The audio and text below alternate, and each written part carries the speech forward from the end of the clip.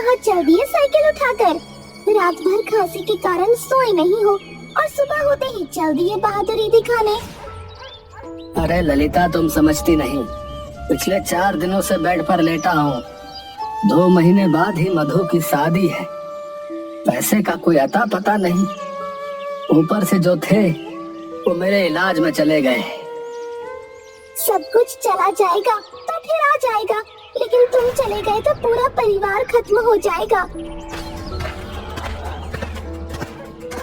अरे क्या पिताजी हैं? एक तो रात भर खास खास कर सोने नहीं दिया और अब 5 बजे से आप लोगों का ड्रामा स्टार्ट हो गया। अरे जब डॉक्टर ने आराम करने को कहा है तो फिर सवेरे सवेरे क्यों कसरत दिखाने पर उतारू हैं? यही जिंदगी है। तुम्हें अभी समझ नहीं आएगा बेटा। जिसका जवान बेटा घर में बैठा हो, जवान बेटे की शादी का पैसा जुटाना हो, वो भला कैसे आराम फरमा सकता है? अरे लेकिन डॉक्टर ने आपको धुएं से दूर रहने की सलाह दी है और चाय की दुकान बिना धुएं के तो हो ही नहीं सकता। जब तुम्हें इतनी फिक्र है बाबूजी की, तो फिर तू ही क्यों नहीं दुकान पर चला जाता? ए माँ, तुझे पता है ना, मुझे चाय बेचना बिल्कुल पसंद नहीं है, समझी? लेकिन अगर तू कहती है तो पिताजी के ठीक होने तक मैं चाय की दुकान पर चला जाऊंगा। राजू रमेश की चाय की दुकान पर जाकर चाय बेचने लगता है, लेकिन राजू हमेशा सोचता कि किस तरह से ज्यादा पैसा कमाया जाए ताकि उन लोगों की दरिद्रता दूर हो सके। तभी राजू का दोस्त गट्टू वहाँ आकर बैठ जाता है। और भाई कैसा है तू? आज चाचा नहीं आए दुकान पे? अरे यार, वो पिताजी की तबीयत जरा खराब चल रही है तो मैंने सोचा आज मैं ही दुकान पर चलूं। अच्छा भाई, बहुत बढ़िया। आज फ्री में 1 कप चाय तो मिलेगी ना भैया? अबे भिखमंगे, कभी तो जेब में 5 रुपए रख लिया कर, तू यार होता ही रहता है। अबे भाषण मत दे अब। तुझे पता नहीं मैंने गुड्डू बाबा को हाथ दिखाया था। जल्दी ही मेरी लॉटरी लगने वाली लाखों की। तब तेरा सारा उधारी चुकता कर दूंगा भाई। ले कमीने, पी ले चाय। और तेरी लॉटरी पिछले 5 साल से लगी रही है। ए भाई, हो तो तेरे जैसा हो यार। लेकिन यार, लॉटरी की जरूरत तो मुझे सच में है यार। घर के हालात कुछ अच्छे नहीं है, ऊपर से बहन की शादी। अबे भाई चिंता मत कर, सब काम अच्छे से हो जाएंगे, चिंता मत कर। इधर मधु के ससुराल वाले लगातार पैसों के लिए दबाव डाल रहे थे। देखो समधी जी, मेरा बेटा सुरेश और मधु की शादी 5 लाख रुपए में तय हुई थी। सारे पैसे शादी के 1 महीने पहले तक तुम्हें देने थे, लेकिन अभी तक तुमने सिर्फ 1 लाख रुपए ही दिए हैं भाई। अब देखिए समधी जी, 2 लाख रुपए शादी के लिए रखे थे। सोचा था 2 लाख किसी से कर्ज लेकर मधु की शादी कर दूंगा, लेकिन रखे हुए पैसे भी मेरे इलाज में खर्च हो गए। आपका बड़ा सा ढाबा है, मुझे 1 साल की मोहलत दे दीजिए। मैं आपकी पाई चुका दूंगा। देखो भाई, कान खोल कर सुन लो समधी जी, मैं बिना पूरा पैसा लिए बेटे की शादी नहीं करने वाला। 1 साल तक मेरा बेटा कुंवारा नहीं रह सकता। 1 सप्ताह में पूरे 4 लाख रुपए पहुंचा दो, नहीं तो ये शादी कैंसिल समझो भाई। जगन के जाने के बाद रमेश की तबीयत और बिगड़ जाती है। ललिता गांव का दबंग होशियार सिंह की पत्नी प्यारी से जाकर मिलती है। अरे ललिता दीदी, आज इधर का रास्ता कैसे भटक गई? मैं तुम्हारे पास ही आ रही थी बहन। तो मधु की शादी के लिए 4 लाख रुपए की जरूरत थी। भाई साहब को बोलकर दिलवा देती तो मदद हो जाती हमारी। ठीक है बहन, मैं उन्हें बोलती हूँ। प्यारी होशियार सिंह को बोलकर ऊंचे सूद पर रुपए दिलवा देती है। ललिता घर पहुंचकर वो पैसा रमेश को दे देती है। लीजिए 4 लाख रुपए और जगन भाई साहब को जाकर दे दीजिए। शादी की डेट भी फाइनल करके ही आइएगा। रमेश जाकर जगन को पैसे दे आता है। अगले महीने पहले सप्ताह में ही शादी तय हो जाती है। इधर राजू को चाय की दुकान पर एक चोर बिरजू मिलता है। बिरजू एक नई बाइक पर सवार होकर राजू की दुकान के आगे रुकता है और बेंच पर बैठते हुए बोलता है, अरे राजू, अरे क्या बात है भाई, आजकल दुकान पे है भैया? बहुत बढ़िया। और बिरजू भैया कैसे हो? अरे नई बाइक, बहुत खूब। अरे ये तो बस ऐसे ही चलते फिरते खरीद ली भैया, इससे बढ़िया बढ़िया मोटरसाइकिल गोडाउन में खड़ी है। ए राजू, है थोड़ा कड़क चाय बनाना है। भाई एक बात पूछूं, तुम हर एक हफ्ते के बाद बाइक चेंज कर देते हो, आखिर इतने पैसे आते कहाँ से? अरे कुछ नहीं भाई, बस नाइट शिफ्ट में काम करता हूँ, और बाकी तो तुम जानते ही हो, हुनर की कोई कमी थोड़ी है बिरजू में। भाई मुझे भी अपने साथ रख लो, हमें पैसों की सख्त जरूरत है भैया। देख भाई, इस काम में रिस्क बहुत है, जेल भी जा सकता है। भाई रिस्क से नहीं डरता, लेकिन पैसे मिलने चाहिए बस। हाँ तो ठीक है, तो आज रात मेरे साथ चल लियो, मेरे पास एक तगड़ा प्लान है। रात में बिरजू राजू को लेकर सेठ करोड़ी मल के यहाँ चोरी करने पहुँचता है। राजू, तू वॉचमैन पर नजर रखियो, ठीक है? मैं दीवार फांद कर अंदर जा रहा हूँ। अरे नजर क्या रखना, वो तो सो रहा है। बाकी तुम बेफिक्र होकर हाथ साफ करो, मैं हूँ यहाँ पर। ए धीरे बोलो, धीरे।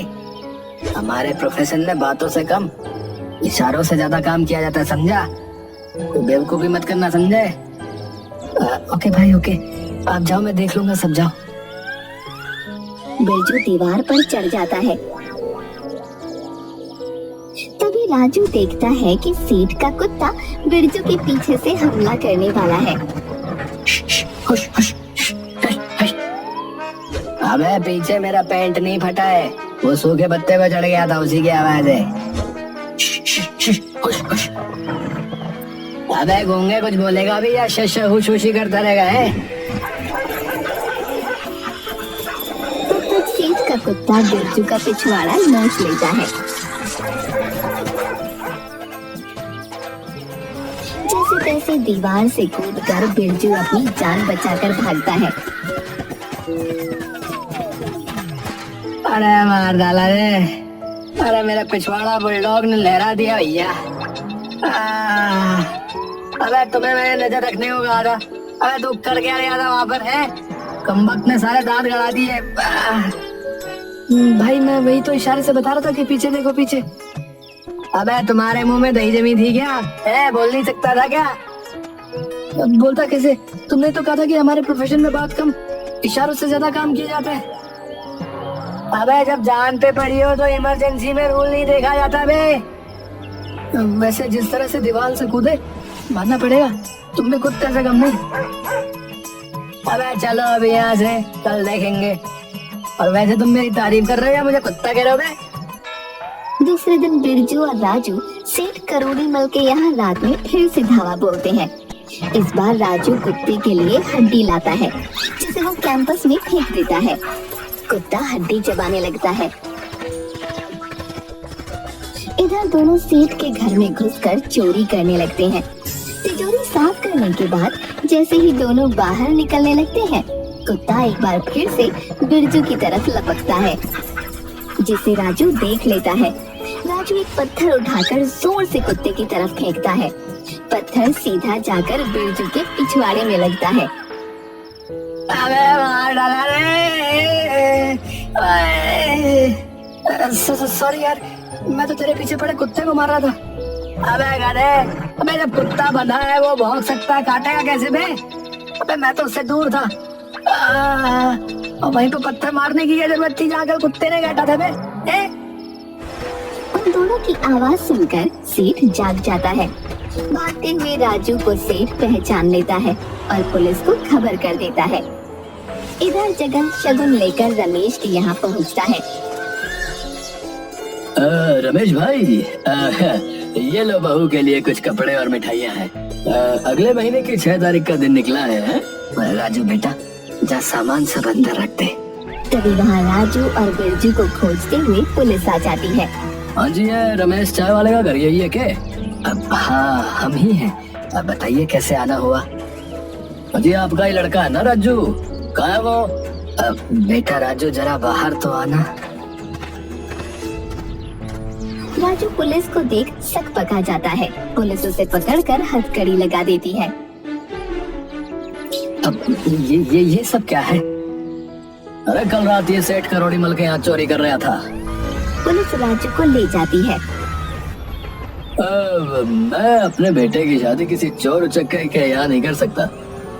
कल तुम्हारा पैसा मिल जाएगा, अब मैं चलता हूँ। और इसमें बेचारी मधु की क्या गलती है? जगन भाई, मैं अपनी पगड़ी तुम्हारे पैर पर रखता हूँ, ये शादी मत तोड़ो। लड़की की शादी टूटने पर समाज में बहुत बदनामी होगी। बदनामी होगी नहीं, बदनामी हो चुकी है भैया। हो सकता है ये 5 लाख जो तुमने मुझे दिए हैं वो भी चोरी गए हो। मैं किसी भी हालत में अब ये शादी तुम्हारे यहाँ नहीं कर सकता, समझे? मधु की शादी टूट जाती है। इधर राजू को 3 महीने की सजा हो जाती है। जेल में राजू सभी को अपने हाथों की बनी चाय पिलाता है। भाई वाह, क्या चाय बनाई है? ऐसी चाय वर्षों के बाद पी। रे राजू, वे तुम इतनी अच्छी चाय बना लेते हो, फिर इस चोर लफंगे के फेरे में कैसे पड़ गए रे? ज्यादा पैसे के लालच में मैं बिरजू के साथ हो लिया। मेरी बहन की शादी भी मेरे कारण टूट गई। रे कोई बात नहीं, कोई बात नहीं। जब जागो तभी सवेरा, समझ लिया? कोई भी काम छोटा नहीं होता, बस उसे पूरी ईमानदारी के साथ किया जाए ना, तो वो तुम्हें मंजिल पर पहुंचा ही देता है। 3 लाख रुपए राजू को जेल से छुड़ाने में लग जाते हैं। ऊपर से होशियार सिंह सूद समेत 6 लाख रुपए रमेश से मांगता है। रमेश का घर तक बिक जाता है। जेल से आने के बाद राजू चाय की दुकान को मसाला चाय के नाम से फिर से खोलता है। शाबाश राजू, बहुत अच्छे। अरे इनसे मिलो, यह है मेरा भतीजा प्रकाश, इसी गांव में टीचर बन गया है। सोचा तुमसे मिला दूं। आइए सर, ये लीजिए मसाले वाली चाय पीजिए। बहुत अच्छा। इतनी जायकेदार चाय तो शहरों के बड़े बड़े रेस्टोरेंट और कॉफी हाउस में भी नहीं मिलती है। आप शहर में क्यों नहीं ट्राई करते? शहर में खोलने के लिए पूंजी चाहिए, जो मेरे पास अभी नहीं है सर। वैसे मेरे शहर वाले मकान में आगे वाले कमरे में आप चाय की दुकान खोल सकते हैं। और हाँ भाई, जो भी घटेगा बढ़ेगा मुझसे पैसे ले लियो, कमाई होने पर वापस दे देना। रमेश से बात कर राजू शहर में मसाले वाली चाय की दुकान खोल देता है। शहर में दुकान का पहला दिन। अरे भाई, जल्दी से गर्मा गर्म चाय लगा दो, साथ में एक फैन भी दे दिए भाई। है सर, आइए आइए, लीजिए गर्मा गर्म मसाला चाय, और ये रहा आपका फैन। भाई मेरे, क्या बवाल चाय बनाए भैया। अरे भैया, कोई गलती हो गई क्या? ये मीठा डालना तो नहीं भूल गया? अरे नहीं रे भाई, अरे सब कुछ एकदम रापचे गए, एकदम कड़क। ऐसी चाय नहीं बनाता यहाँ कोई। धन्यवाद भाई, आज से आप यही चाय पीजिएगा। उसके बाद तो जैसे वहाँ चाय पीने वालों की होड़ सी लग गई। राजू की चाय की बिक्री बहुत अच्छे से होने लगती है। टेस्टी चाय होने की वजह से जल्दी ही पूरे शहर में वो चाय की दुकान फेमस हो जाती है। राजू फिर से अपने मकान को खरीद लेता है। एक दिन धाकड़ सिंह राजू की चाय की दुकान पर आता है। अरे भाई वाह राजू, अरे तुम्हारी दुकान तो शहर की सबसे बड़ी दुकान होली। दुकान नहीं, ये तो रेस्टोरेंट है। आइए सर, ये सब आपकी और प्रकाश सर की कृपा से ही हुआ है। अरे भाई, ये कैश काउंटर पर बैठी सुंदर लड़की कौन है? वो मेरी बहन मधु है। एक अच्छा सा लड़का मिल जाए तो इसकी शादी करवा दूं। अच्छा, तो इसी की शादी टूट ली थी। वैसे एक बात बोलूं, मेरा भतीजा प्रकाश, उसके लिए कैसा रहेगा? मेरे भाई साहब तो है नहीं, हमें ही उसकी शादी करनी है। प्रकाश सर जैसा लड़का किसे पसंद नहीं होगा सर। संयोग से पिताजी भी यही है। अभी बुलाता हूँ। पिताजी, 1 मिनट के लिए यहाँ आइएगा जरा। हाँ बेटा, बोलो क्या बात है? ये है प्रकाश सर के चाचा धाकड़ सिंह। अरे प्रकाश सर को गांव में कौन नहीं जानता, बहुत ही नेक इंसान है। और धाकड़ सिंह जी को तो मैं कैसे भूल सकता हूँ। तुम्हारी रिहाई में इन्होंने हमारी बहुत मदद की थी बेटा। आप तो रमेश जी, क्या हम इस जाड़ पहचान को रिश्तेदारी में बदल सकते हैं क्या? मैं अपने प्रकाश का विवाह जो है आपकी बेटी मधु से करना चाहता हूँ। इतनी बड़ी सौगात मेरे लिए कुछ और हो ही नहीं सकती। प्रकाश जैसा दामाद मिलेगा, ये मैंने सपने में भी नहीं सोचा था।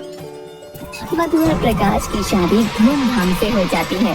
अब गांव ही नहीं बल्कि शहर के सबसे खुशहाल परिवार में रमेश के परिवार की गिनती होती है।